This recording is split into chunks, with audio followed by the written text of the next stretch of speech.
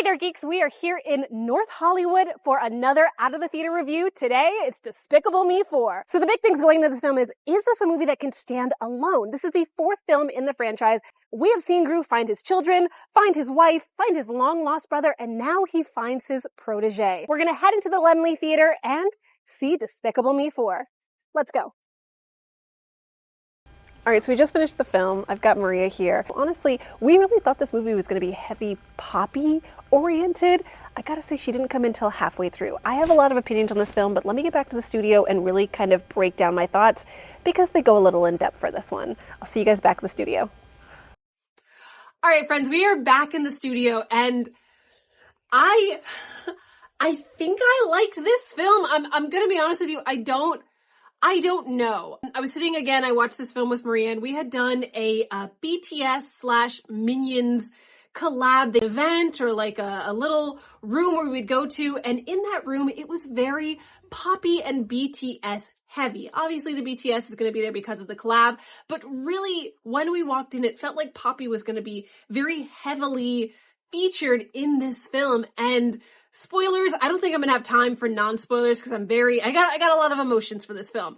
I feel like it was almost false advertisement. Poppy didn't come in until halfway through, and what felt like should have been more of a protege, master, passing on the torch kind of a story was more of a Groot trying to find love for his natural born child. Even with that, the child ended up as a cockroach. It was just very convoluted. And in watching this film, and I did express this, it felt more like 6 individual shorts all jammed together to make one long feature rather than one cohesive movie. I have a lot of points, and at this point, I'm just gonna word vomit at you guys. This is full on spoilers. So just in the non-spoiler side of it, I'm gonna rank this movie a 3 out of 10. I just feel like it's a film that, I know people are gonna be like, it's a kid's film. What are you talking about? What does it matter? You're an adult. Of course you didn't get it. It doesn't matter. I'm giving you my opinion as an adult watching this film. If I were a toddler, I would give you that review, but I'm not. I'm an adult, so this is what I got from this film, and that's really what I want you guys to take away from this. This is my review as an adult. In watching it, I know that I was entertained. I giggled at a lot of points, but when I broke it down, I think that this is not a film, like if I had a child that was a toddler, absolutely, look at the pretty colors, it's beautiful and wonderful. But an older child, I don't know that I would give them this film and say, here, take this at face value. I think I'd have to stop at certain points and be like, this is not okay.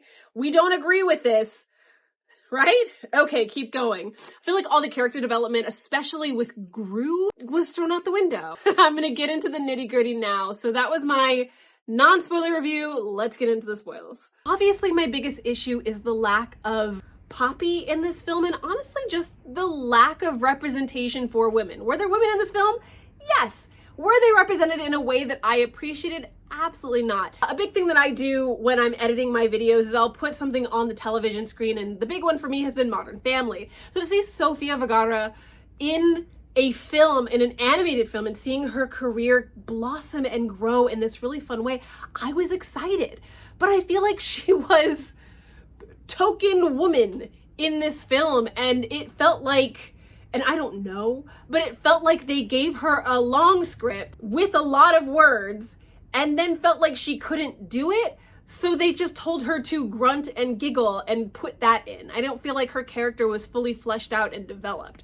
I also feel like Gru's wife, in that same way, she was one of the biggest issues that I had. There's a scene in there where she has a secret identity. That's the big thing. One of Gru's arch nemesis bullies from high school has threatened to unalive him and his entire family, and so he has to relocate. He has to go into witness protection, and his wife and the mother of his child, we'll get back to that in a second, she becomes a hairdresser, and that's her MO. She claims that she does her own hair, and so this is a great fit for her, but she ends up balding this woman who yes, she's typical Karen, white wasp kind of woman, and so we're like, ew, gross, we hate that. But she is essentially a woman who seems stressed and needs her hair done, and that's the only thing she wants to do is get her hair done, and unfortunately it is destroyed.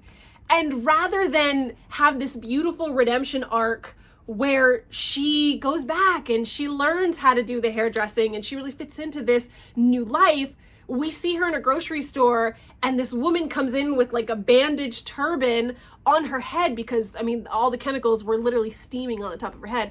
Rather than have this redemption arc with her, she runs away with the two eldest adopted children and doesn't ever apologize. She just accepts the fact that she did something bad and now she's teaching the girls, hey, if you ever have an issue, just run away from it. That's gonna solve everything. But hey, we had a fun day, right? Despicable Me 1, 2, and 3, I don't think that those were the lessons that we were supposed to be getting. We were supposed to be learning how to be a valuable member of society, especially because her big thing is anti-villainry, and this was a huge villain moment for her. It didn't feel like that was the characters that we had already known. Speaking of Gru, his wife, and his baby, and really the children in general, my biggest critique beyond Poppy not being in there for the last 5 minutes was this need for Gru to have his son call him daddy when he has 3 girls that he adopted,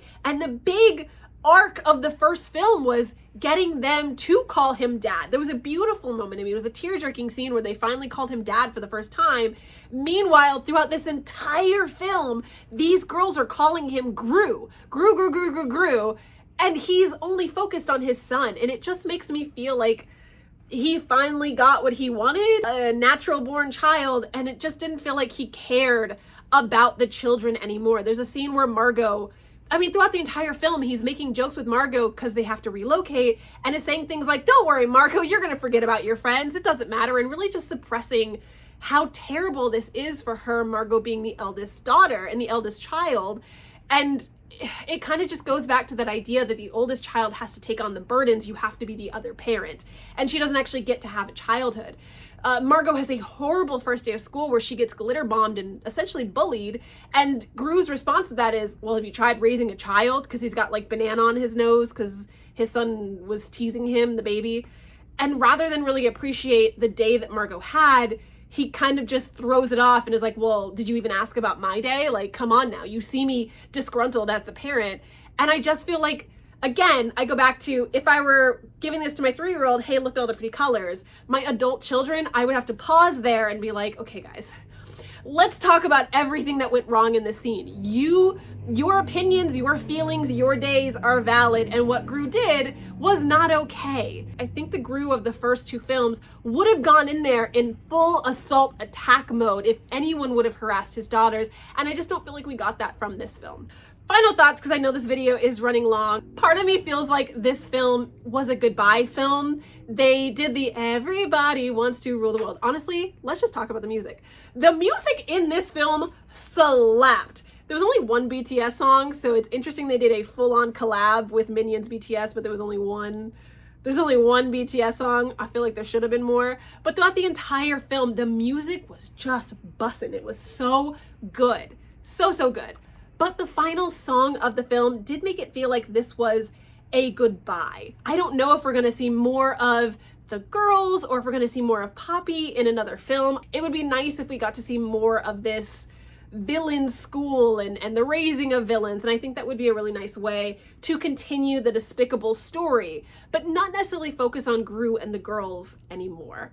Anyway, guys, those are my thoughts. That's the out of theater reactions from me. Make sure you like, subscribe, and follow for more out of theater reactions. We've got a couple more films coming up in July. It is a very big month. Twister, Deadpool. Honestly, those are the big ones, but there's gonna be more. Make sure you guys like and subscribe to follow along for all of those, and I'll see you for the next video.